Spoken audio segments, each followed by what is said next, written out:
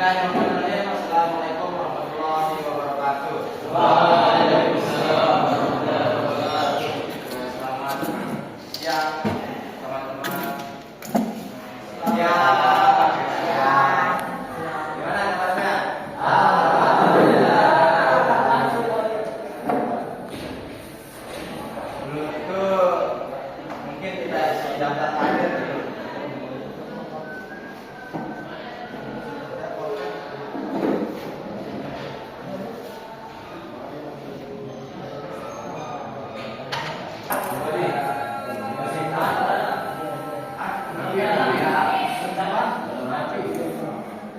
Hadir tadi ya. Abu Jal Al-Ghifari.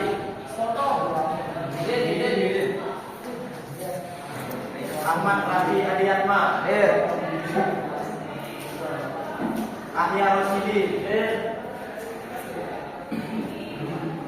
Anggero Lapsari Negara. Arya Maulana. Iban. Cahya Bintang Ramadan. Darman Panji. Habibur Rahman. Akhir.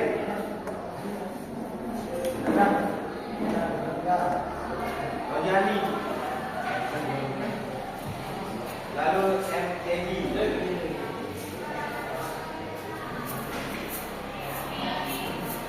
Yotas.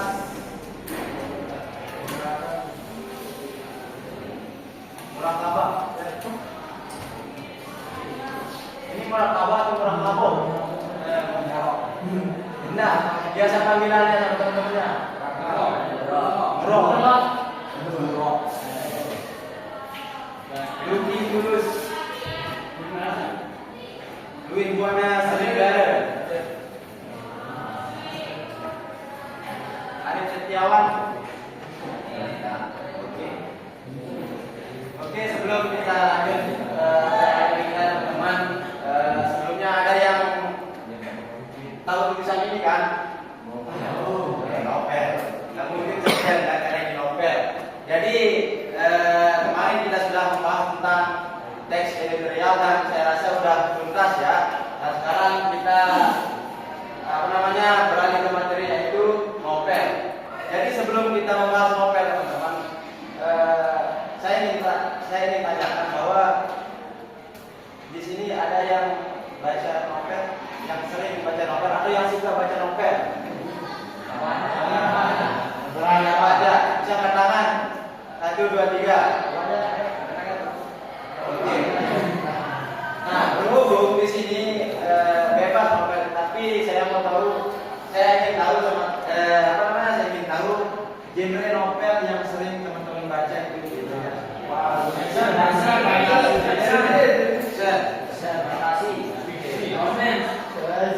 Tahu penulisnya siapa? Nah, jadi pengertian dari novel itu adalah sebuah karya sastra yang berbentuk prosa panjang yang menceritakan rangkaian peristiwa kehidupan tokoh secara mendalam dengan konflik yang kompleks. Jadi di dalam novel itu tentu berbeda dengan cerpen teman-teman. Novel itu lebih panjang kalimat-kalimat di dalamnya, sedangkan cerpen dia lebih sedikit namun kompleks juga, jadi alur cerita yang diceritakan di dalam cerpen itu.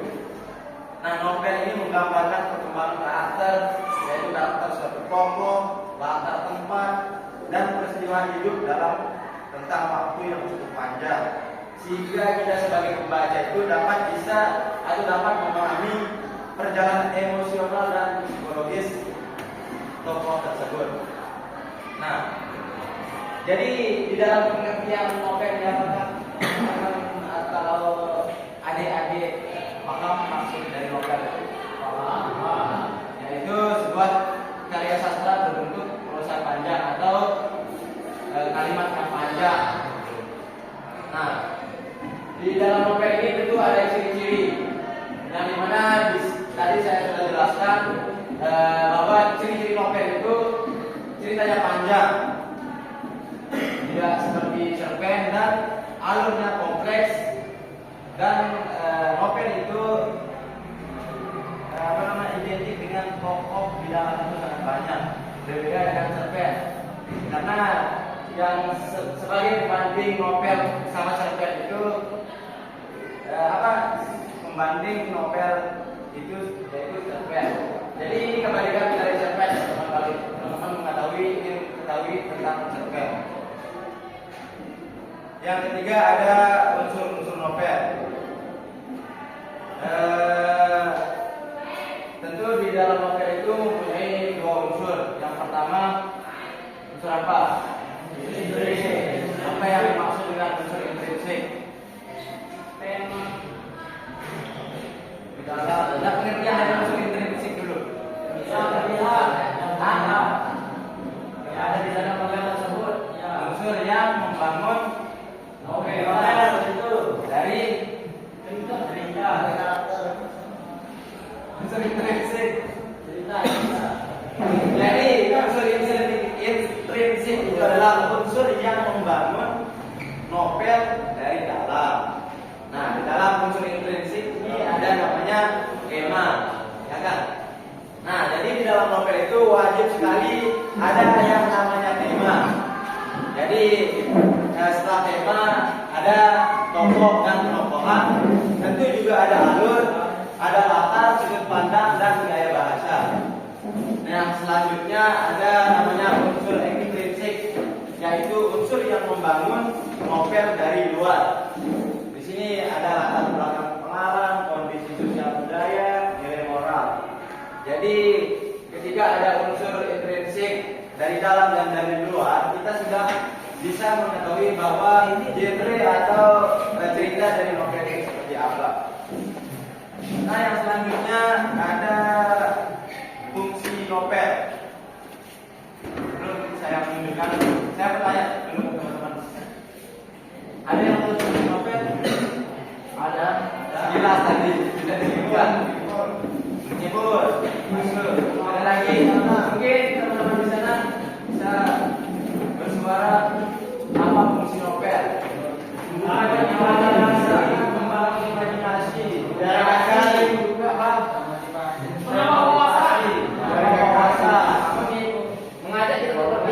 mengajak kita berpikir. Nah, jadi saya sudah merangkum fungsi dan struktur novel di sini. Yang pertama, fungsi dari novel itu adalah hiburan. Nah, mungkin teman-teman kalau hobi membaca atau hobi membaca novel, bukan hanya kita menambah wawasan, tentu kita juga sebagai pembaca itu merasa terhibur jika genre yang di dalam novel itu asik atau menentang lah gitu kan. Nah, jadi masukkan bahwa novel itu fungsinya yaitu hiburan. Nah, terlepas dari hiburan, tentu ada di sana pendidikannya. Bisa kita belajar dari novel bahwa karena di dalam novel itu seringkali seorang penulis tidak hanya menulis tentang dunia percintaan, ada kayak di novelnya apa namanya, tenggelamnya kapal Pandaru itu kan, tahu kan? Nah, di sana kalau kita sebagai pembaca yang kurang menganalisa bahwa kita bisa menilai novel di dalam kapal Pandaru itu hanya membahas cinta. Namun kalau kita telusuri lebih dalam teman-teman, tentu di sana dia mengkritik suatu budaya. Ada yang pernah baca tenggelamnya kapal Pandaru? Tidak pernah langsung. Nah, kira-kira coba saya jelaskan apa yang sudah dapat di yang sulit? Lebih seru. Pernah? Coba ceritakan kita dulu apa yang sudah tangkap di dalam novel tenggelamnya kapal Pandaru. Nah, di sini ada pendidikan kan? Nah, pendidikan. Justru teman-teman, di dalam novel itu bukan hanya kita mencari hiburan semata. Tentu ada pendidikan di dalamnya yang dimana tempat kita bisa belajar. Nah, jadi di dalam novel tenggelamnya kapal Pandaru itu bukan hanya membahas tentang kita Zainudin dan Hayati, begitu kan? Tapi kalau kita analisis lebih dalam teman-teman, dia Buya Hamka ini seorang penulis ini mengkritik suatu budaya yang ada di Minang itu sendiri. Karena kebiasaan atau budaya orang Minang itu kalau menikah laki-laki sama perempuan itu harus sederajat gitu. Harus orang kaya sama orang kaya. Nah disitulah seorang Buya Hamka mengkritik kebudayaan atau kebiasaan orang Minang dengan novel Tenggelamnya Kapal Pandarwin. Nah, setelah pendidikan tentu di dalam novel itu kita juga diajarkan untuk merefleksikan diri. Yang selanjutnya pengembangan empati dan kritik sosial. Nah, itu dia di dalam novel Tenggelamnya Kapal Pandarwin. Mungkin teman-teman bisa nonton nanti di lab atau di mana, seru banget. Tapi kalau pembaca yang dikatakan baru gitu, dia hanya bisa menonton percintaan antara Zainuddin dan Hayati. Namun kalau kita menganalisis dari dalam, tentu ada kritikan sosial di sana. Di mana seperti tadi yang saya katakan tadi, Buya Hamka itu mengkritik suatu kebudayaan atau kebiasaan orang Minang itu harus menikah sama orang kaya sama orang kaya.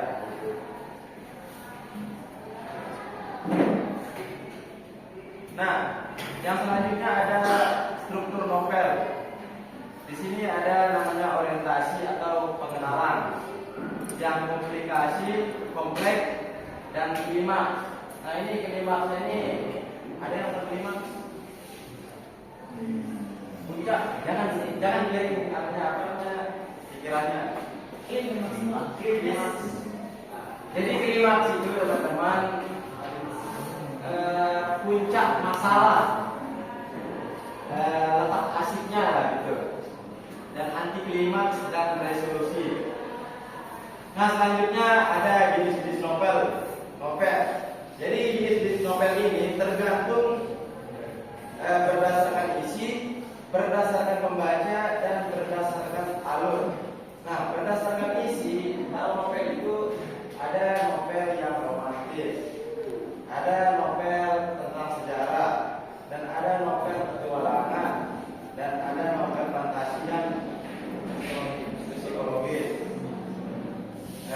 Berdasarkan pembaca itu novel itu tidak memilih usia untuk membaca novel itu.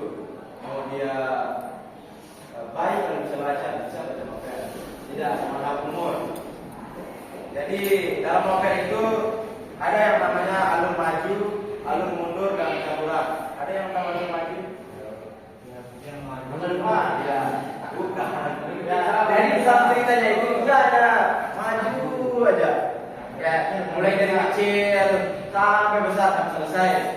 Tapi dalam novel itu ada namanya alur mundur, yang mana ketika dia ada pengulangan cerita lah gitu. Ya, flashback dan campuran. Saya sejauh ini ada yang mau bertanya atau sudah mengerti? Sudah. Serius.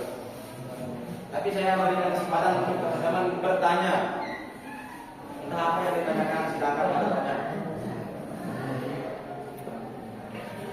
Ya mungkin ada yang mau bertanya di sini terkait tentang novel.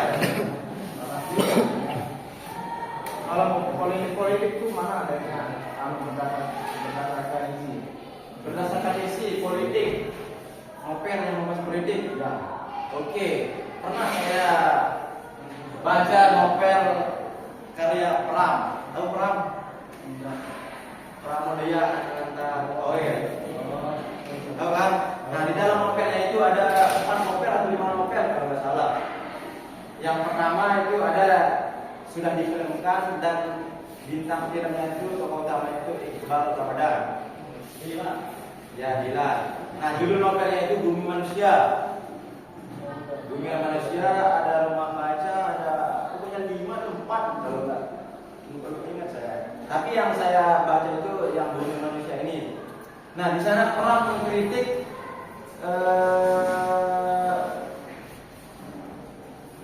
itu juga ada percintaan antara si Iqbal Ramadan, siapa namanya? Tidaknya itu sama bukan. Nah di Pram ini mengkritik suatu budaya juga yang dimana kebiasaan karena di sana di zaman Pram itu kita masih dikuasai oleh Belanda. Nah, di mana di novel itu hukum yang ada di kita ini sebenarnya hukum orang-orang Belanda yang memakai teman-teman. Nah, di situ Pram mengkritik hukum-hukum di Eropa itu tidak berlaku di sini karena dia tidak. Kenapa disebut pribumi? Dia tidak mau melihat orang-orang yang asli penduduk Indonesia, penduduk pribumi, tidak mau didengarkan. Dia hanya mendengarkan orang-orang campuran. Seperti kalau dia menikah sama orang Indonesia, bule sama Indonesia, dia hanya memilihkan anaknya daripada orang yang asli pribumi itu sendiri. Di situ nanti tonton ya. Kalau sudah mau tahu membahas tentang politik di dalam novel itu.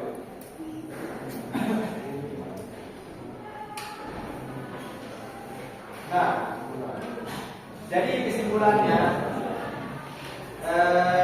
novel adalah karya sastra prosa panjang yang memuat konflik yang kompleks, karakter mendalam, nilai moral, dan gambaran kehidupan yang luas. Novel juga berfungsi sebagai hiburan, pendidikan, dan refleksi kehidupan. Mungkin ada yang bisa membacakan satu ayat lagi di sini.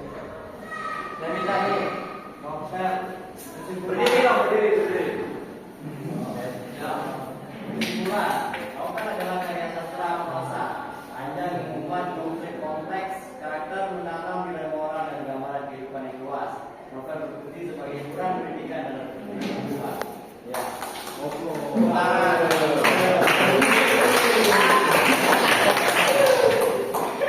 Tadi sudah kita membahas secara singkat dan menurut saya sudah jelas tentang novel dan di mana ada pengertian novel, struktur novel, fungsi novel, jenis-jenis novel, dan kesimpulan novel. Nah, saya berikan lagi kepada teman-teman untuk bertanya, mungkin ada yang belum dipahami teman-teman terkait novel. Karena saya lihat juga di sini ini novel ya.